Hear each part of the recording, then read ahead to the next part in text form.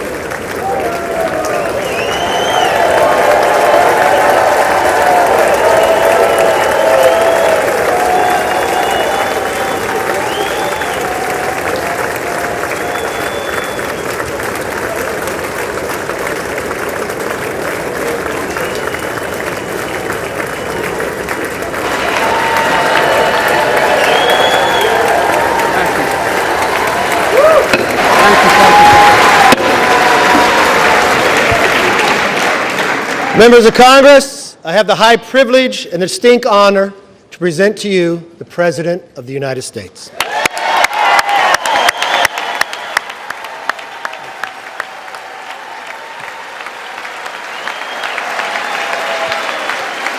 Mr. Speaker. Thank you. You can smile. It's okay. Thank you, thank you, thank you. Thank you. Please.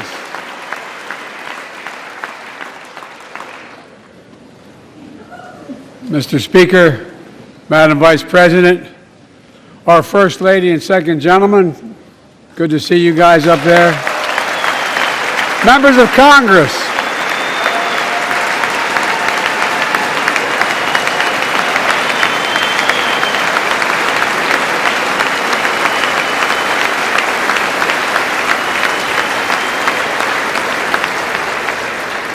by the way, Chief Justice, I may need a court order. She gets to go to the game tomorrow, next week. I have to stay home. Got to work something out here. Members of the Cabinet, leaders of our military, Chief Justice, Associate Justice, and retired Justice of the Supreme Court, and to you, my fellow Americans. You know, I start tonight by congratulating the 118th Congress and the new Speaker of the House, Kevin McCarthy.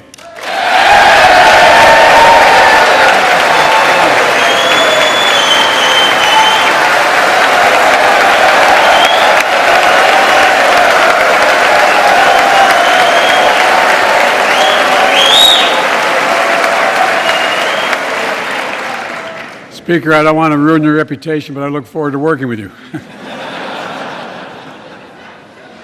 And I want to congratulate the new leader of the House Democrats, the first African-American minority leader in history, Hakeem Jeffries.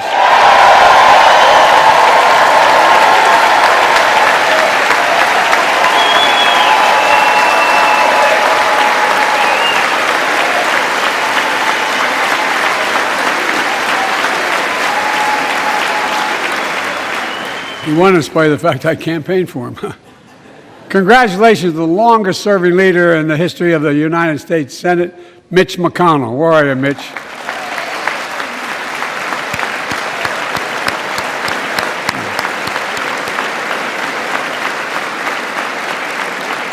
And congratulations to Chuck Schumer, another term as Senate Minority Leader. I think only this time you have a slightly bigger majority, Mr. Leader, and you're the majority leader. About that much bigger? Yeah. Well, I tell you what, I want to give special recognition to someone who I think is going to be considered the greatest speaker in the history of the House of Representatives, Nancy Pelosi.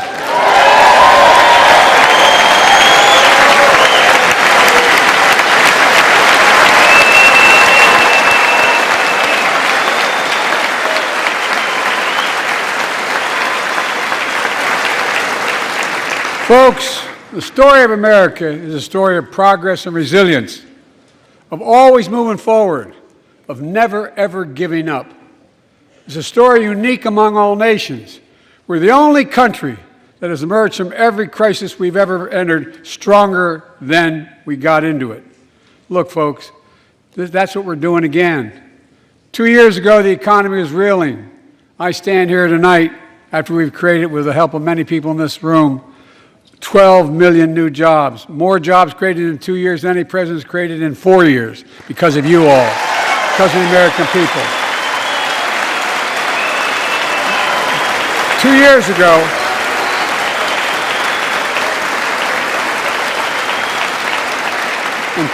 ago, COVID had shut down, our businesses were closed, our schools were robbed of so much, and today, COVID no longer controls our lives.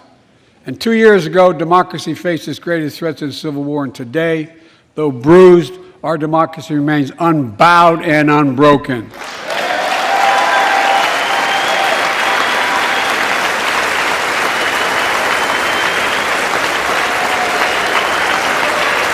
As we gather here tonight, we're writing the next chapter in the great American story, a story of progress and resilience.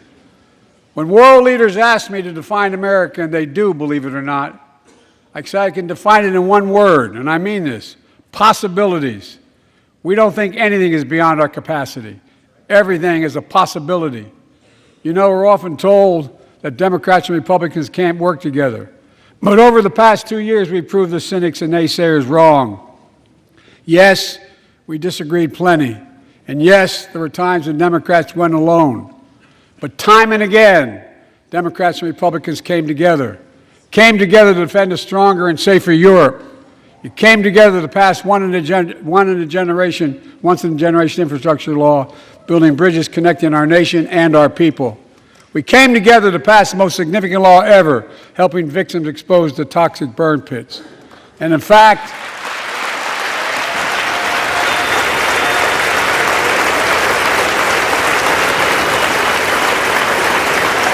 it was important.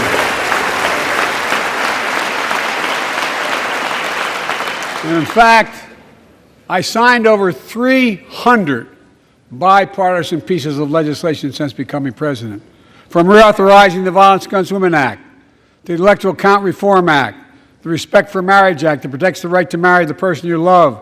And to my Republican friends, if we could work together the last Congress, there's no reason we can't work together and find consensus on important things in this Congress as well. I think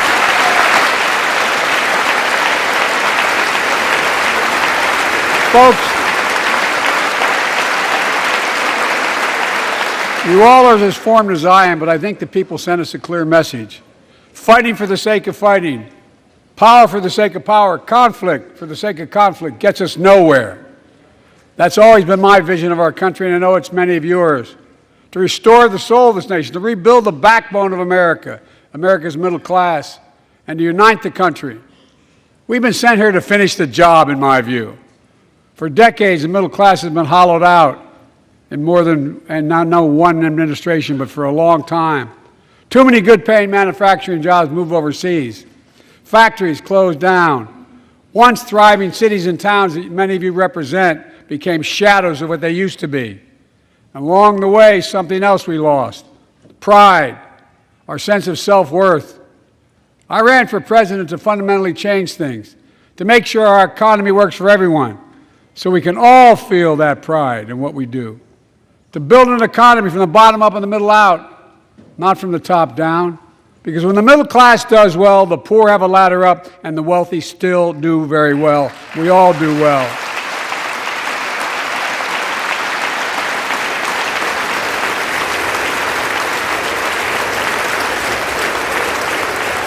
I know a lot of you always kid me for always quoting my dad, but my dad used to say, Joey, a job's about a lot more than a paycheck. He really would say this. It's about a lot more than a paycheck. It's about your dignity. It's about respect. It's about being able to look your kid in the eye and say, honey, it's going to be okay, and mean it. Well, folks, so let's look at the results. We're not finished yet by any stretch of the imagination, but unemployment rate is at 3.4%, a 50-year low. A near record unemployment. Near record unemployment for black and Hispanic workers. We've already created, with your help, 800,000 good-paying manufacturing jobs, the fastest growth in 40 years. And where is it written? Where is it written that America can't lead the world in manufacturing? And I don't know where that's written. For too many decades, we imported projects and exported jobs. Now, thanks to what you've all done, we're exporting American products and creating American jobs. Folks, inflation has been a global problem because the pandemic disrupted our supply chains, and Putin's unfair and brutal war in Ukraine disrupted energy supplies as well as food supplies, blocking all that grain in Ukraine. But we're better positioned than any country on earth right now. But we have more to do. But here at home, inflation is coming down. Here at home, gas prices are down $1.50 from their peak. Food inflation is coming down, not fast enough, but coming down. Inflation has fallen every month for the last 6 months, while take-home pay has gone up. Additionally, over the last 2 years, A record 10 million Americans applied to start new businesses. 10 million. And by the way, every time someone starts a small business is an act of hope. And Madam Vice President, I want to thank you for leading that effort to ensure that small businesses have access to capital and the historic laws we enacted that are going to just come into being. Standing here last year, I shared with you a story of American genius and possibilities. Semiconductors, small computer chips the size of a fingerprint that power everything, from cell phones to automobiles and so much more. These chips were invented in America. Let's get that straight. They were invented in America. We used to make 40% of the world's chips. In the last several decades, we lost our edge. We're down to only producing 10%. We all saw what happened during the pandemic when chip factories shut down overseas.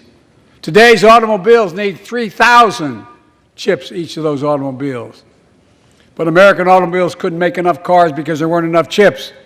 Car prices went up, people got laid off, so did everything from refrigerators to cell phones. We can never let that happen again. That's why we came together to pass the Bipartisan Chips and Science Act.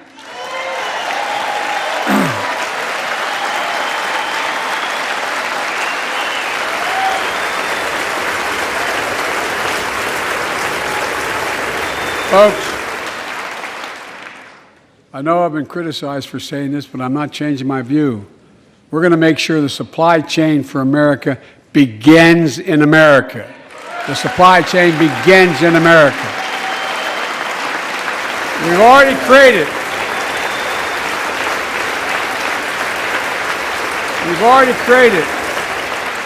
800,000 new manufacturing jobs without this law, before the law kicks in. With this new law, we're going to create hundreds of thousands of new jobs across the country. And I mean all across the country, throughout not just the coast, but through the middle of the country as well. That's going to come from companies that have announced more than $300 billion in investment in American manufacturing over the next few years. Outside of Columbus, Ohio, Intel is building semiconductor factories on 1,000 acres, literally a field of dreams. It's going to create 10,000 jobs, that one investment, 7,000 construction jobs, 3,000 jobs in those factories once they're finished. They call them factories. Jobs paying an average of $130,000 a year, and many do not require a college degree.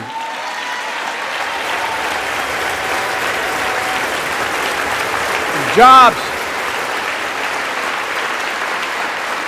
Because we work together, these jobs where people don't have to leave home to search for opportunity. And it's just getting started.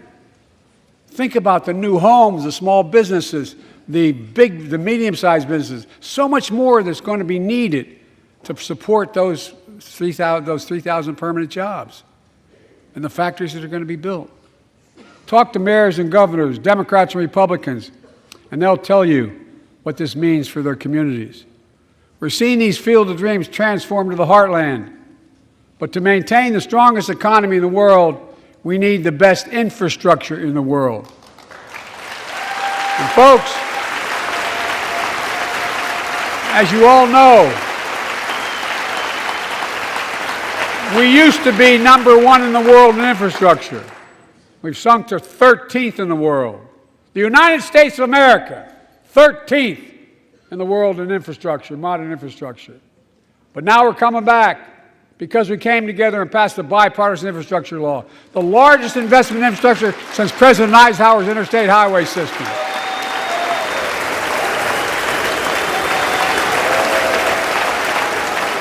And folks, already we've funded over 20,000 projects, including major airports from Boston to Atlanta to Portland. Projects that are going to put thousands of people to work rebuilding our highways, our bridges, our railroads, our tunnels, ports, airports, clean water, high-speed internet, all across America. Urban, rural, tribal. And folks, we're just getting started. We're just getting started. and I mean this sincerely. I want to thank my Republican friends who voted for the law, and my Republican friends who voted against it as well. But I still get asked to fund the projects in those districts as well. But don't worry. I promised I'd be a president for all Americans. We'll fund these projects. And I'll see you at the groundbreaking. Look, this law will further unite all of America. Projects like Brent Spence Bridge in Kentucky over the Ohio River, built 60 years ago, badly needed repairs, one of the nation's most congested freight routes, carrying $2 billion worth of freight every single day across the Ohio River. And folks, I've been talking about fixing it for decades, but we're really finally going to get it done.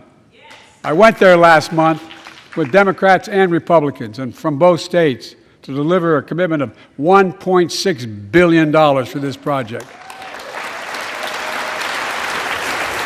And while I was there, I met a young woman named Sarah, who's here tonight. I don't know where Sarah is. Is she up in the box? I don't know. Sarah, how are you? Well, Sarah, for 30 years,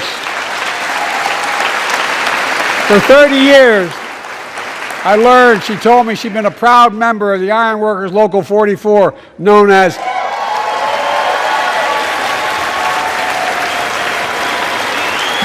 the Cowboys in the Sky. The folks who built Cincinnati's skyline. Sarah said she can't wait to be 10 stories above the Ohio River building that new bridge. God bless her. That's pride. And that's what we're also building. We're building back pride. Look, we're also replacing poisonous lead pipes that go into 10 million homes in America, 400,000 school and child care centers. So every child in America can drink the water instead of having permanent damage to their brain. Look, we're making sure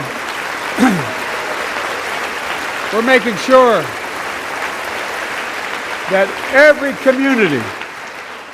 community in America has access to affordable high-speed internet. No parent should have to drive by McDonald's parking lot to help them do their homework online with their kids, which many thousands were doing across the country. And when we do these projects, and again I get criticized for this, but I make no excuses for it, we're going to buy American.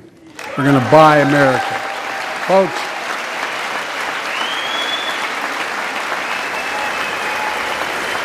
and it's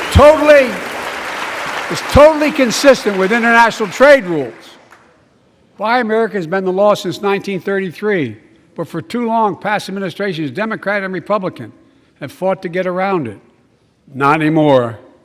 Tonight, I'm announcing new standards that require all construction materials used in federal infrastructure projects to be made in America.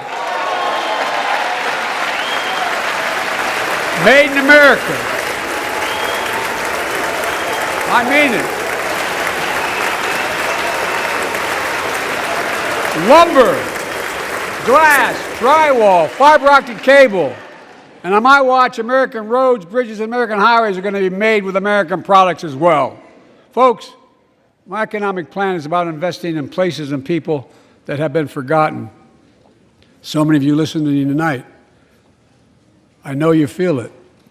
So many of you felt like you've just simply been forgotten. Amid the economic upheaval of the past 4 decades, too many people have been left behind and treated like they're invisible. Maybe that's you watching from home. Remember the jobs that went away. You remember them, don't you? The folks at home remember them. You wonder whether the path even exists anymore for your children to get ahead without having to move away. Well, that's why I get that. That's why we're building an economy where no one's left behind. Jobs are coming back. Pride is coming back. Because choices we made in the last several years.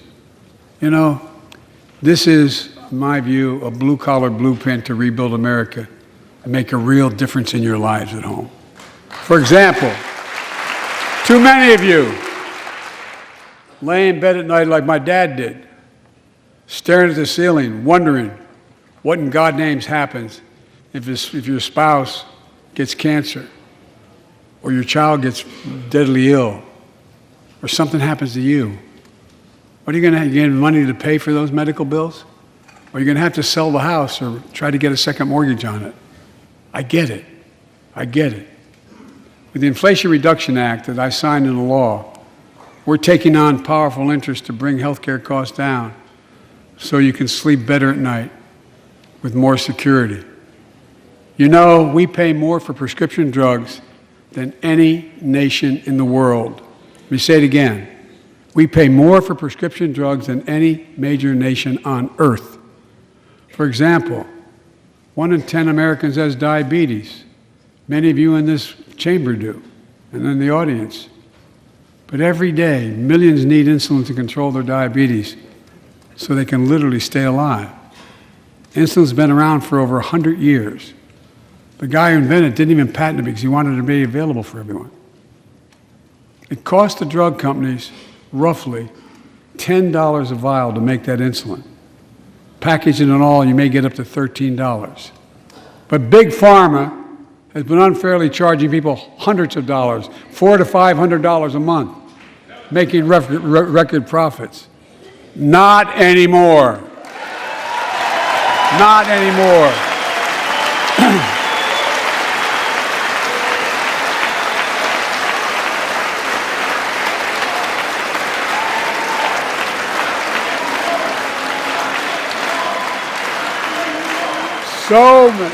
So many things that we did are only now coming to fruition. We said we were doing this, and we said we passed the law to do it, but people didn't know because the law didn't take effect until January 1 of this year. We capped the cost of insulin at $35 a month for seniors on Medicare. People are just finding out. I'm sure you're getting the same calls I'm getting. Look, there are millions of other Americans who do not or are not on Medicare, including 200,000 young people with type 1 diabetes who need this insulin to stay alive. Let's finish the job this time. Let's cap the cost of insulin for everybody at $35.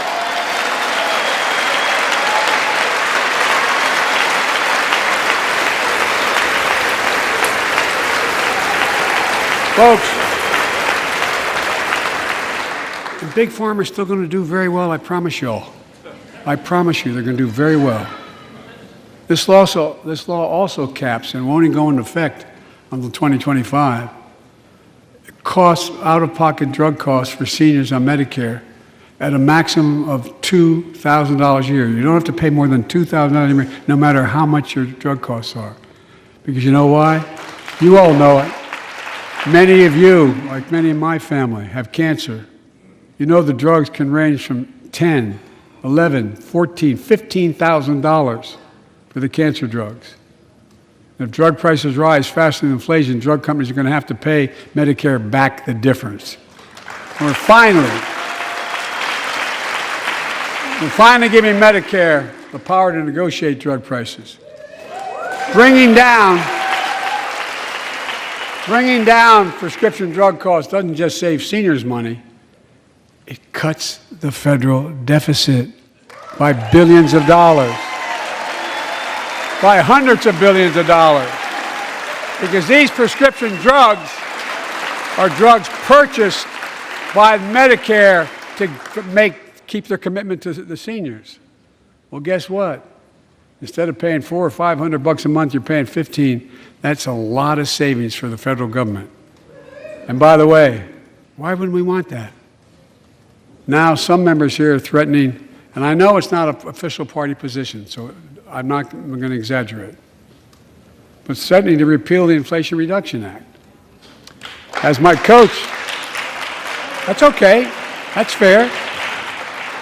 As my football coach used to say, lots of luck in your senior year. Make no mistake, if you try anything to raise the cost of prescription drugs, I will veto it.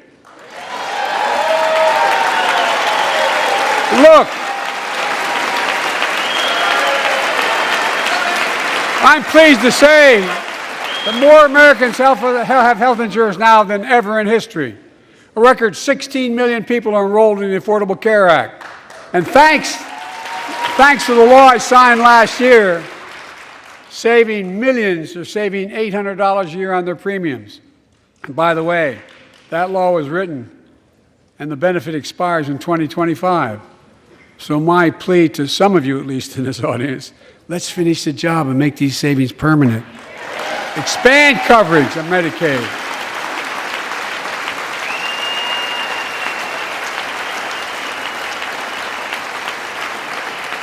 Look, the Inflation Reduction Act is also the most significant investment ever in climate change. Ever. Lowering utility bills, creating American jobs, leading the world to a clean energy future. I visited the devastating aftermath of record floods, droughts, storms, and wildfires from Arizona to Mexico to all the way up to the Canadian border. More timber has been burned, as I've observed from helicopters, than the entire state of Missouri. And we don't have global warming? Not a problem. In addition to emergency recovery, from Puerto Rico to Florida to Idaho, we're rebuilding for the long term. New electric grids that are able to weather major storms and not prevent those forest fires. Roads and water systems withstand the next big flood. Clean energy to cut pollution and create jobs in communities often left behind. We're going to build 500,000 electric vehicle charging stations installed across the country by tens of thousands of IBEW workers. And we're helping families save more than $1,000 a year with tax credits to purchase electric vehicles and efficient appliances, energy-efficient appliances. Historic conservation efforts to be responsible stewards of our land. Let's face reality. The climate crisis doesn't care if you're in a red or blue state.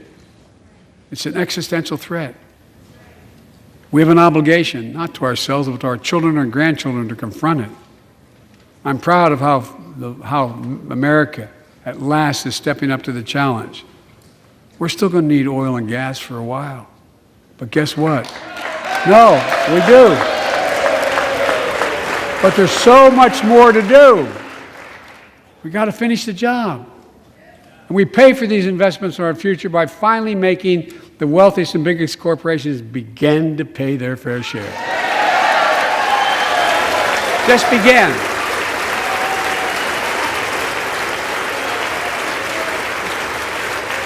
Look, I'm a capitalist, but pay your fair share. I think a lot of you at home agree with me and many people that you know. The tax system is not fair. It is not fair.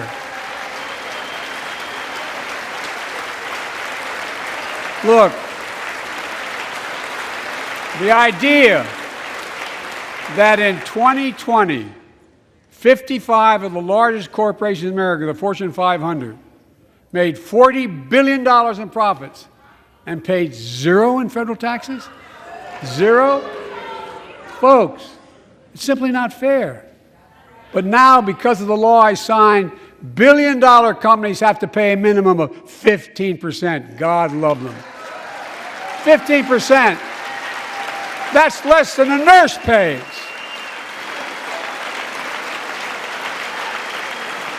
And let me be crystal clear. I said at the very beginning, under my plans, as long as I'm president, nobody earning less than $400,000 will pay an additional penny in taxes. Nobody, not one penny.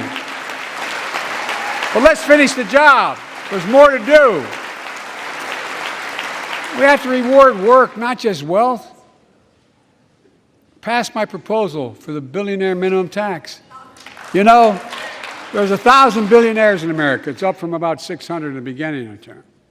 But no billionaire should be paying a lower tax rate than a school teacher or a firefighter. I mean it. Think about it.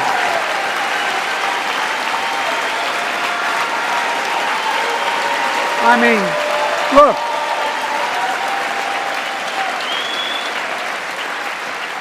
I know you aren't enthusiastic about that, but think about it. Think about it. Have you noticed Big Oil just reported its profits, record profits?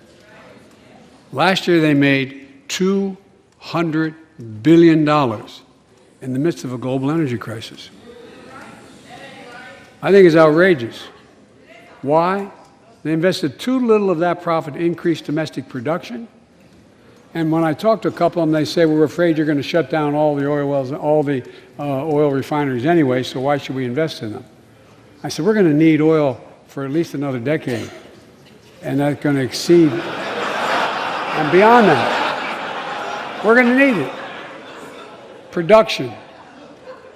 If they had, in fact, invested in the production to keep gas prices down, instead, they used the record profits to buy back their own stock, rewarding their CEOs and shareholders. Corporations ought to do the right thing. That's why I propose we quadruple the tax on corporate stock buybacks and encourage long-term investments. They'll still make considerable profit. Let's finish the job and close the loopholes that allow very wealthy to avoid paying their taxes. Instead of cutting the number of audits for wealthy taxpayers, I just signed a law to reduce the deficit by $114 billion by cracking down on wealthy tax cheats. That's being fiscally responsible. In the last 2 years, my administration has cut the deficit by more than $1.7 trillion, the largest deficit reduction in American history. Under the previous administration, the American deficit went up 4 years in a row. Because those record deficits, no president added more to the national debt in any 4 years than my predecessor. Nearly 25% of the entire national debt that took over 200 years to accumulate was added by just one administration alone, the last one. They're the facts. Check it out. Check it out. How did Congress respond to that debt? They did the right thing. They lifted the debt ceiling 3 times without preconditions or crisis. They paid American bills to prevent an economic disaster to the country. So tonight I'm asking the Congress to follow suit. Let's commit here tonight to the full faith and credit of the United States of America will never, ever be questioned. Some of my Republican friends want to take the economy hostage. I get it, unless I agree to their economic plans. All of you at home should know what those plans are. Instead of making the wealthy pay their fair share, some Republicans want Medicare and Social Security to sunset. I'm not saying it's a majority. Let me give you, anybody who doubts it, contact my office. I'll give you a copy. I'll give you a copy of the proposal. That means Congress doesn't vote. Well, I'm glad to see you. And I tell you, I enjoy conversion. You know, it means if Congress doesn't keep the programs the way they are, they'd go away. Other Republicans say, I'm not saying it's a majority of you. I don't even think it's even a significant, but it's being proposed by individuals. I'm not politely not naming them, but it's being proposed by some of you. Look, folks, the idea is that we're not going to be moved into being threatened to default on the debt if we don't respond.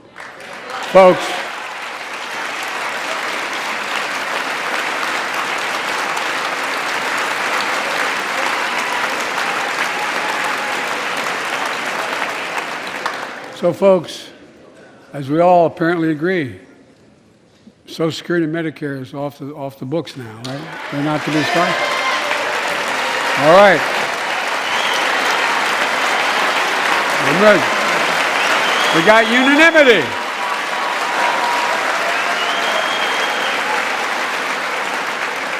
Social Security and Medicare are a lifeline for millions of seniors. Americans have to pay into them from the very first paycheck they started. So tonight, let's all agree, and we apparently are. Let's stand up for seniors.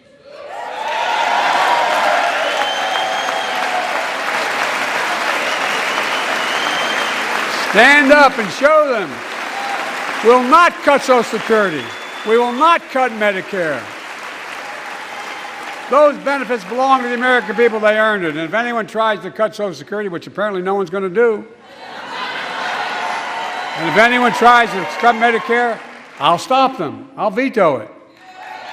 And look, I'm not going to allow them to be taken away. Not today, not tomorrow, not ever. But apparently it's not going to be a problem. Next month, when I offer my fiscal plan, I ask my Republican friends to lay down their plan as well. I really mean it. Let's sit down together and discuss our mutual plans together. Let's do that.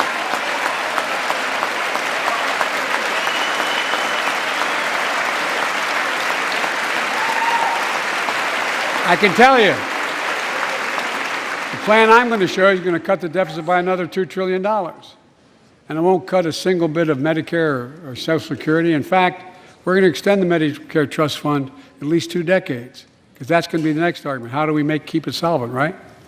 Well, we'll not raise tax on anyone making under 400 grand, but we'll pay for it the way we talked about tonight, by making sure that the wealthy and big corporations pay their fair share. Look. Here's the deal. They aren't just taking advantage of the tax code. They're taking advantage of you, the American consumer. Here's my message to all of you out there.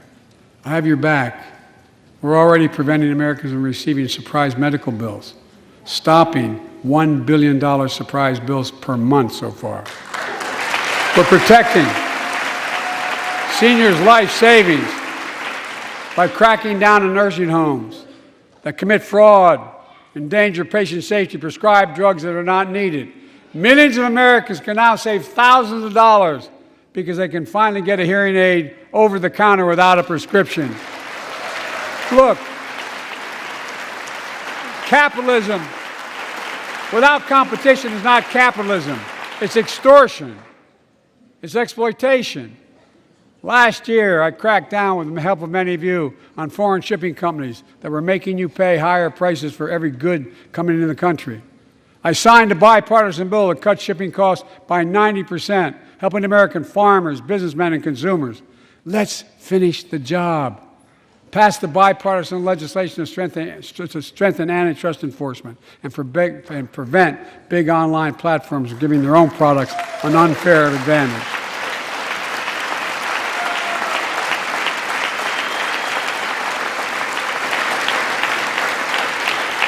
My administration is also taking on junk fees, those hidden surcharges too many companies use to make you pay more.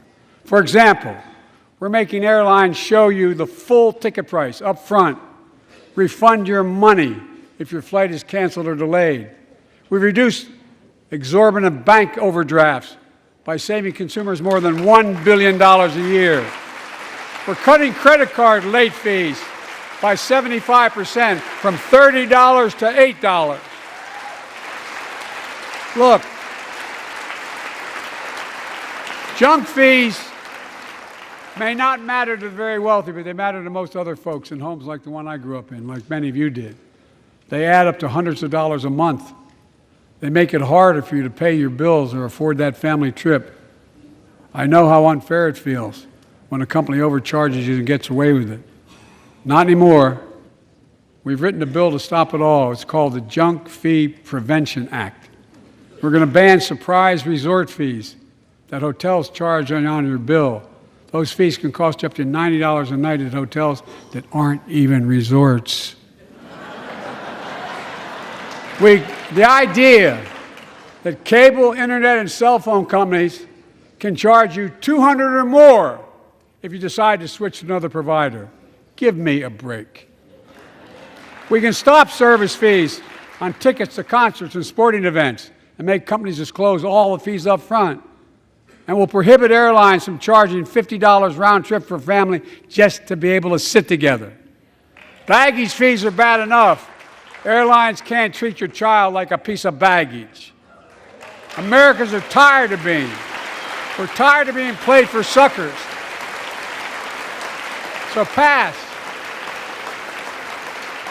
the Junk Fee Prevention Act so companies stop ripping us off. For too long, workers have been getting stiffed, but not anymore. We're beginning to restore the dignity of work. For example, I should have known this, but I didn't until 2 years ago. 30 million workers have to sign non-compete agreements for the jobs they take. 30 million. So a cashier at a burger place can't walk across town and take the same job at another burger place and make a few bucks more. It just changed. But they just changed it because we exposed it. That was part of the deal, guys. Look it up. But not anymore. We're banning those agreements, so companies have to compete for workers and pay them what they're worth.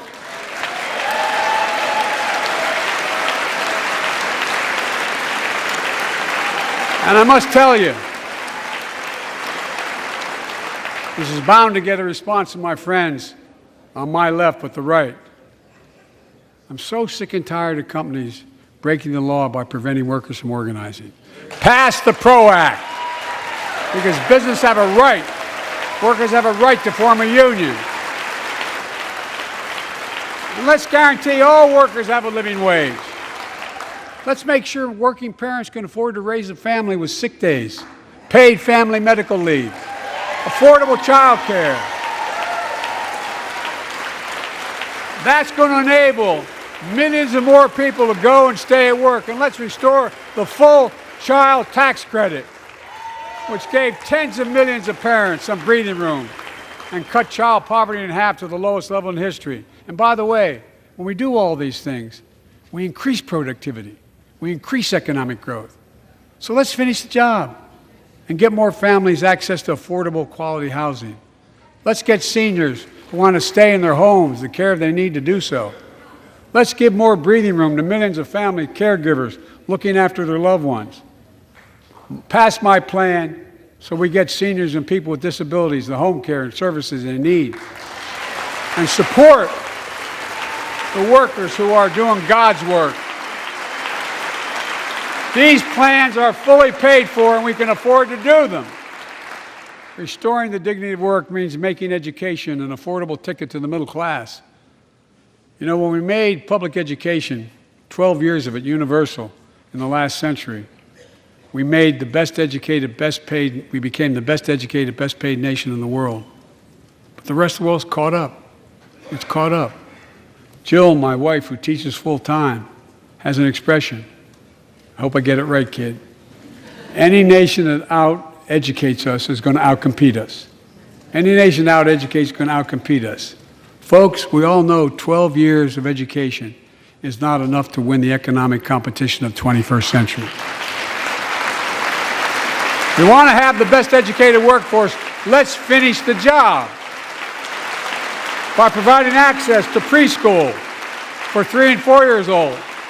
Studies show that children who go to preschool are nearly 50% more likely to finish high school and go on to earn a 2 or 4 year degree, no matter their background they came from. Let's give public school teachers a raise.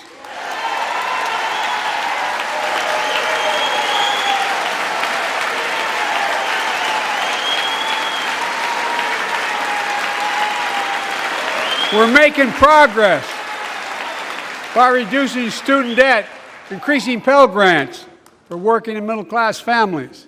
Let's finish the job and connect students to career opportunities starting in high school. Provide access to 2 years of community college, the best career training in America in addition to being a pathway to a 4-year degree. Let's offer every American a path to a good career, whether they go to college or not. And folks, in the midst of the COVID crisis, when schools were closed and we were shutting down everything, let's recognize how far we came in the fight against the pandemic itself. While the virus is not gone, thanks to the resilience of the American people and the ingenuity of medicine, we've broken the COVID grip on us. COVID deaths are down by 90%. We've saved millions of lives and opened up our country. We opened our country back up, and soon we'll end the public health emergency. But that's called a public health emergency. But we'll remember the toll and pain that's never going to go away. More than 1 million Americans lost their lives to COVID. 1 million. Families grieving, children orphaned, empty chairs at the dining room table constantly reminding you that she used to sit there. Remembering them, we remain vigilant. We still need to monitor dozens of variants and support new vaccines and treatments. So Congress needs to fund these efforts and keep America safe. And as we emerge from this crisis stronger, we're also got to double down on prosecuting criminals who stole relief money meant to keep workers and small businesses afloat.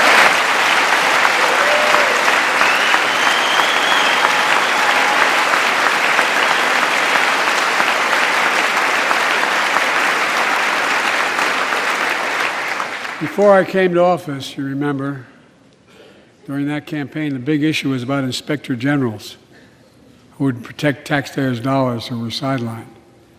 They were fired. Many people said we don't need them. And fraud became rampant. Last year, I told you the watchdogs are back. Since then, we've recovered billions of taxpayers' dollars. Now let's triple the anti-fraud strike force going after these criminals, double the statute of limitations on these crimes, and crack down on identity fraud by criminal syndicates stealing billions of dollars from the American people. And the data shows that for every dollar we put into fighting fraud, the taxpayers get back at least 10 times as much. It matters. It matters. Look, COVID left its scars, like the spike in violent crime in 2020, the first year of the pandemic. We have an obligation to make sure all people are safe. Public safety depends on public trust, as all of us know. But too often that trust is violated. Joining us tonight are the parents of Tyree Nichols. Welcome.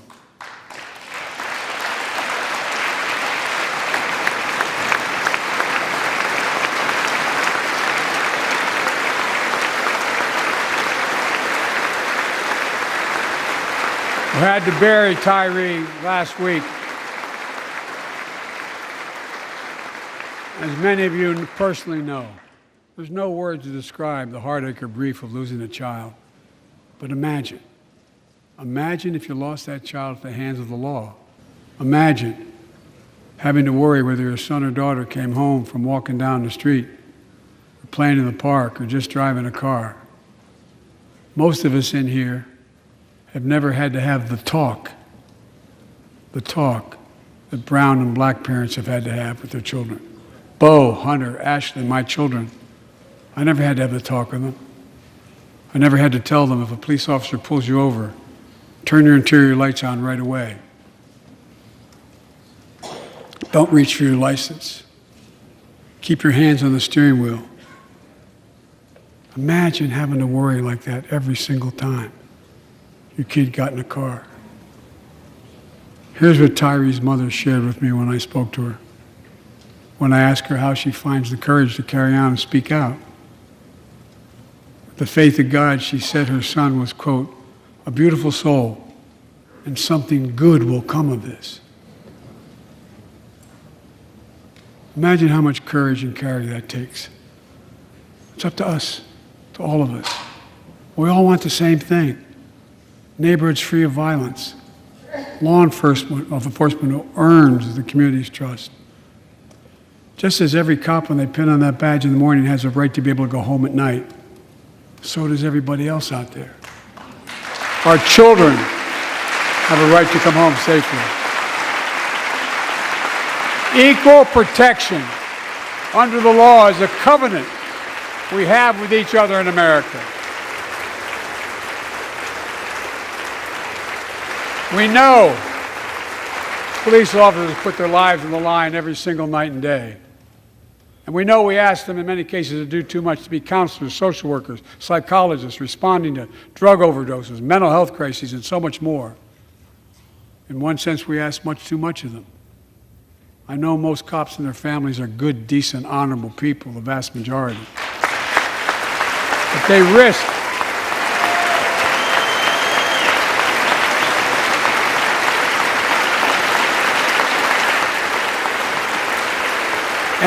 their lives every time they put that shield on. But what happened to Tyree in Memphis happens too often.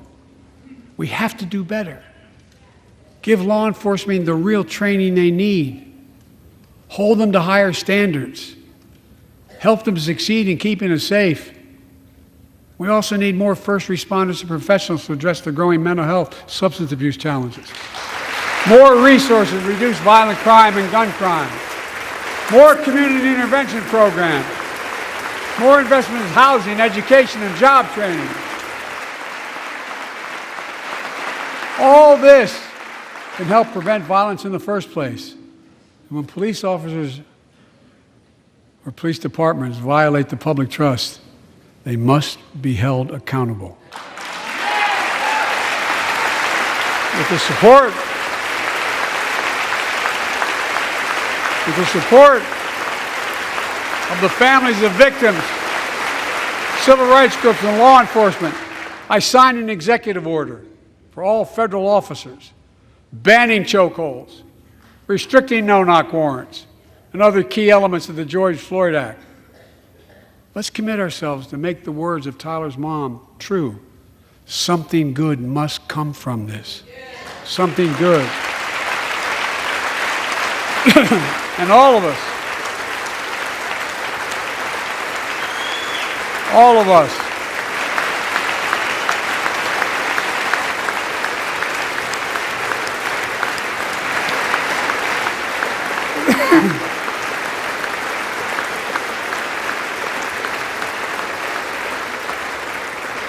folks, it's difficult, but it's simple. All of us in this chamber, we need to rise to this moment. We can't turn away. Let's do what we know in our hearts that we need to do. Let's come together to finish the job on police reform. Do something. Do something. That was the plea of parents who lost their children in Uvalde. I met with every one of them. Do something about gun violence. Thank God. Thank God we did. Passing the most sweeping gun safety law in 3 decades. That includes things like that the majority of responsible gun owners already support, enhanced background checks for 18 to 21 years old, red flag laws, keeping guns out of the hands of people who are a danger to themselves and others. But we know our work is not done. Joining us tonight is Brandon Say, a 26-year-old hero. Brandon put his college dreams on hold to be at his mom's side when she was dying from cancer. And Brandon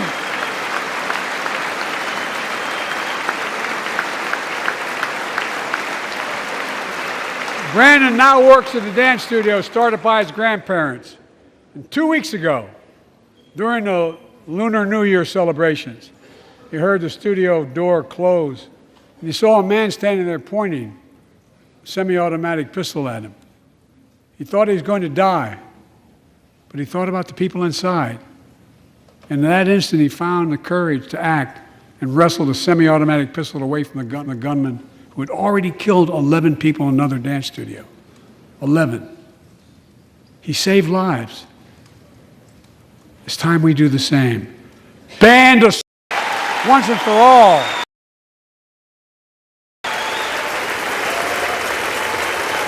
I led the fight to do that in 1994. In 10 years, that ban was law and mass shootings went down. After we let it expire in the Republican administration, mass shootings tripled. Let's finish the job and ban these assault weapons. And let's also come together on immigration. Make it a bipartisan issue once again.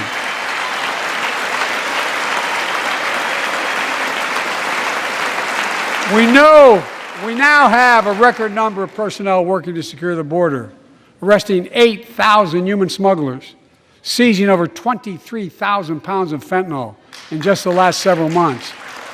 We've launched a new border plan last month. Unlawful migration from Cuba, Haiti, Nicaragua, and Venezuela has come down 97% as a consequence of that. But American border problems won't be fixed until Congress acts. If we don't pass my comprehensive immigration reform, at least pass my plan to provide the equipment and officers to secure the border.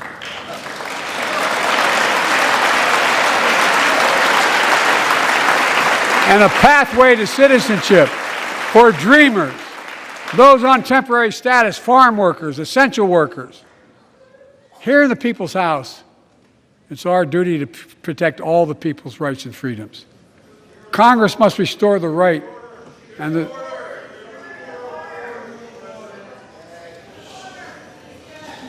Congress must restore the right that was taken away in Roe v. Wade and protect Roe v. Wade.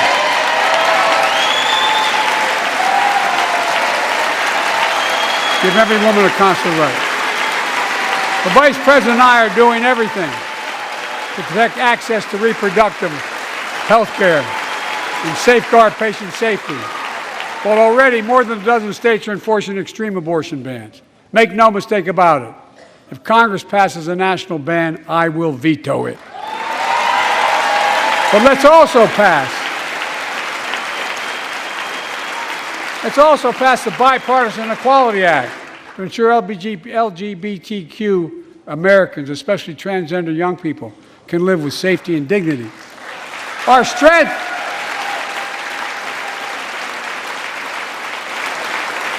is not just the example of our power, but the power of our example. Let's remember the world's watching. I spoke in this chamber 1 year ago, just days after Vladimir Putin unleashed his brutal attack against Ukraine.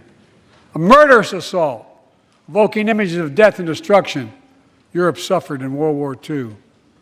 Putin's invasion has been a test for the ages, a test for America, a test for the world. Would we stand for the most basic of principles? Would we stand for sovereignty? Would we stand for the right of people to live free of tyranny? Would we stand for the defense of democracy? For such defense matters to us because it keeps peace and prevents open season on would-be aggressors and threatens our prosperity. 1 year later, we know the answer. Yes, we would, and we did. We did. And together, we did what America always does at our best. We led. We united NATO. We built a global coalition. We stood against Putin's aggression. We stood with the Ukrainian people. Tonight, we're once again joined by Ukraine's ambassador to the United States. She represents not just her nation, but the courage of her people. Our ambassador is here, united. We're united in our support of your country. Will you stand so we can all take a look at you? Thank you.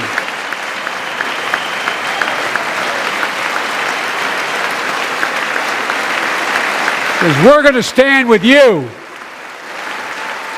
as long as it takes.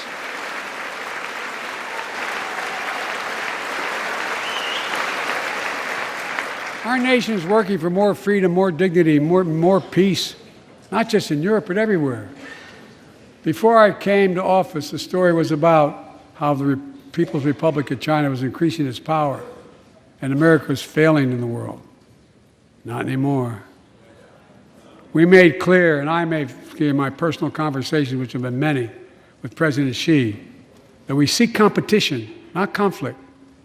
But I will make no apologies that we're investing to make America stronger. Investing in American innovation and industries that will define the future that China intends to be dominating.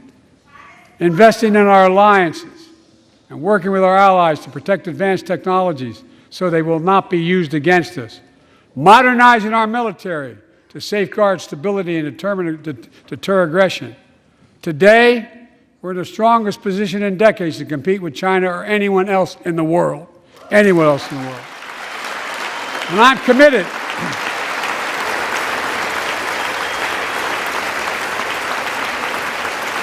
I'm committed to work with China where we can advance American interests and benefit the world. But make no mistake about it. As we made clear last week, if China threatens our sovereignty, we will act to protect our country, and we did.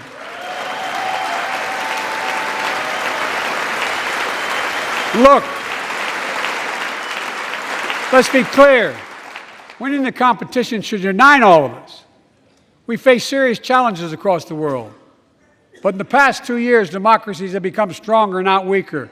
Autocracies have grown weaker, not stronger. Name me a world leader who changed places with Xi Jinping. Name me one. Name me one. America's rallying the world to meet those challenges, from climate to global health, to food insecurity, to terrorism, to territorial aggression. Allies are stepping up, spending more, and doing more. Look, the bridges we're forming between partners in the Pacific and those in the Atlantic, and those who bet against America are learning how wrong they are. It's never, ever been a good bet to bet against America. Never.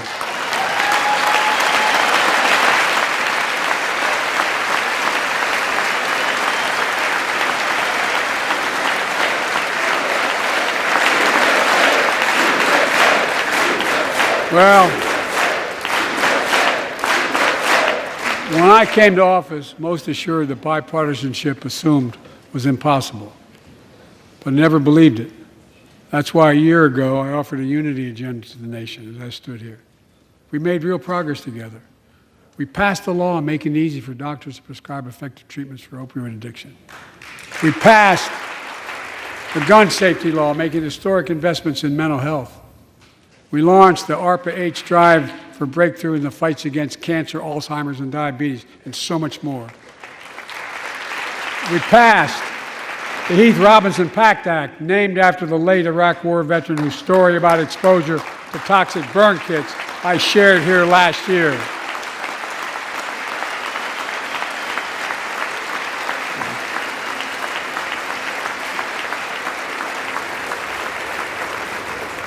I understand something about those burn pits, but there's so much more to do. And we can do it together. Joining us tonight is a father named Doug from Newton, New Hampshire. He wrote Jill, my wife, a letter, and me as well, about his courageous daughter, Courtney. A contagious laugh, his sister's best friend, her sister's best friend. He shared a story all too familiar to millions of Americans and many of you in the audience. Courtney discovered pills in high school.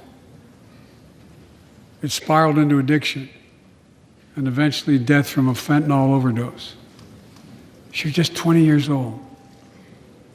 Describing the last 8 years without her, Doug said, "There's no worse pain." Yet their family has turned pain to purpose, working to end the stigma and change laws. He told us he wants to start a journey toward American recovery. Doug, we're with you. Fentanyl is killing more than 70,000 Americans a year. Big, you got it.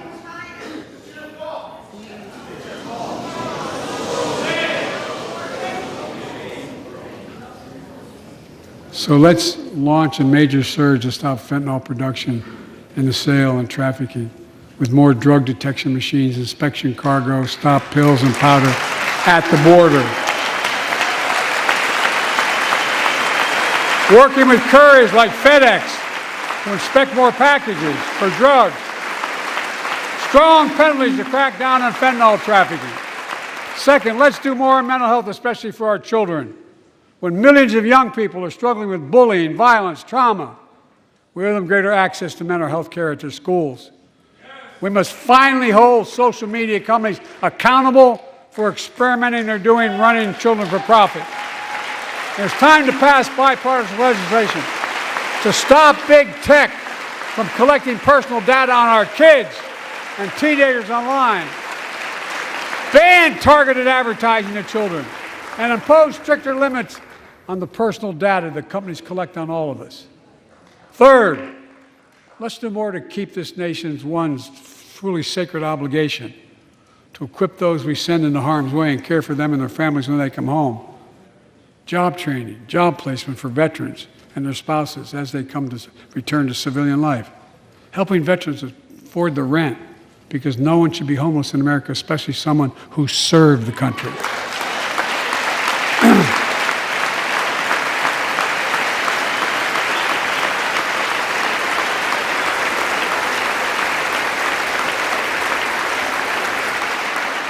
Dennis McDonough is here of the VA. We had a first real discussion when I asked him to take the job. I'm glad he did. We were losing up to 25 veterans a day on suicide. Now we're losing 17 a day to the silent scourge of suicide. 17 veterans a day are committing suicide. More than all the people being killed in the wars. Folks, VA is doing everything it can, including expanding mental health screening, proven programs that recruits veterans to help other veterans understand what they're going through, get them the help they need. We got to do more. And fourth, last year, Jill and I reignited the cancer moonshot that I was able to start with President Obama asked me to lead our administration on this issue. Our goal is to cut the cancer death rates at least by 50% in the next 25 years. Turn more cancers from death sentences to treatable diseases. Provide more support for patients and their families. It's personal to so many of us in this audience. Joining us are Morris and Candice, an Irishman and the daughter of immigrants from Panama. They met and fell in love in New York City and got married in the same chapel Jill and I got married in New York City.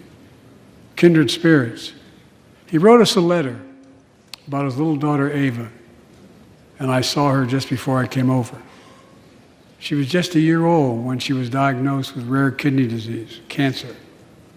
After 26 blood transfusions, 11 rounds of radiation, 8 rounds of chemo, 1 kidney removed, giving a 5% survival rate. He wrote how in the darkest moments he thought, if she goes, I can't stay. Many of you have been through that as well.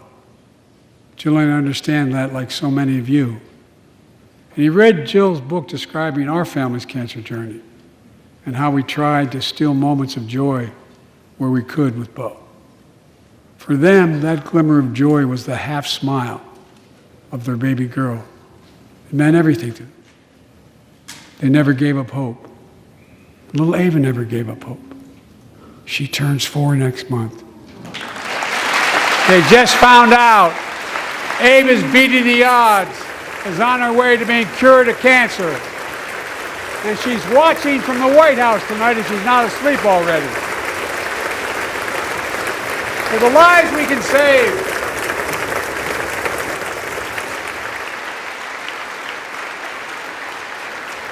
For the lives we can save and the lives we've lost, let this be a truly American moment that rallies the country and the world together and proves that we can still do big things. 20 years ago, under the leadership of President Bush and countless advocates and champions, he undertook a bipartisan effort through PEPFAR to transform the global fight against HIV/AIDS. It's been a huge success. He thought big. He thought large. He moved. I believe we can do the same thing with cancer.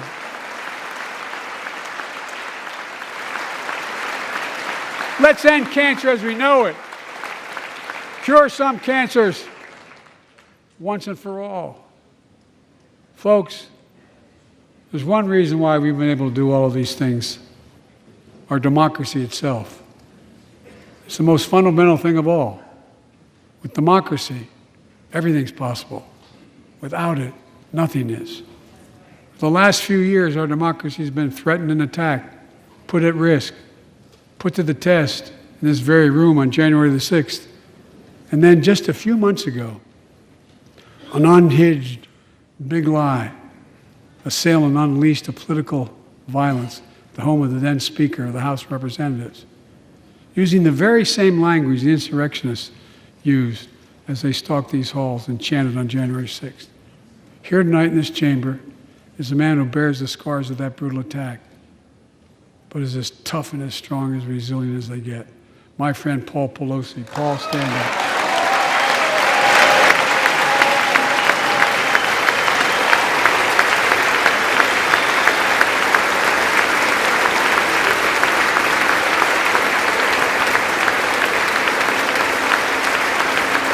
But such a heinous act should have never happened. We must all speak out. There's no place for political violence in America. We have to protect the right to vote, not suppress the fundamental right. Honor the results of our elections, not subvert the will of the people. We have to uphold the rule of law and restore trust in our institutions of democracy. And we must give hate and extremism in any form no safe harbor.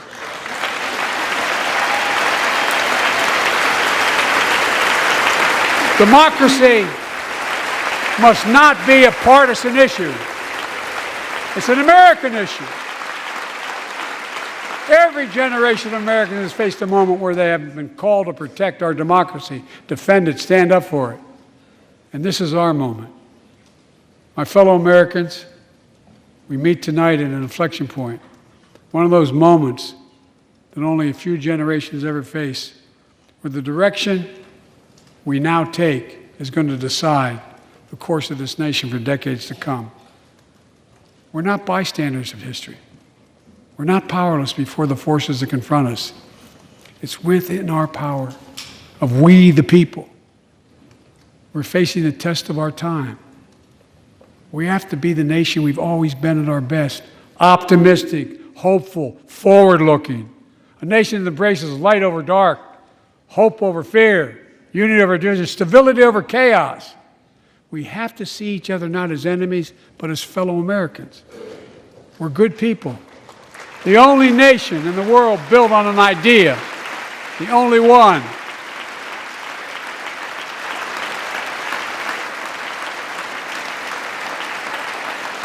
Other nations are defined by geography, ethnicity, but we're the only nation based on an idea that all of us, every one of us, is created equal in the image of God. A nation that stands as a beacon to the world. A nation in a new age of possibilities. So I've come to fulfill my constitutional obligation to report in the State of the Union. And here's my report. Because the soul of this nation is strong, because the backbone of this nation is strong, because the people of this nation are strong, the State of the Union is strong.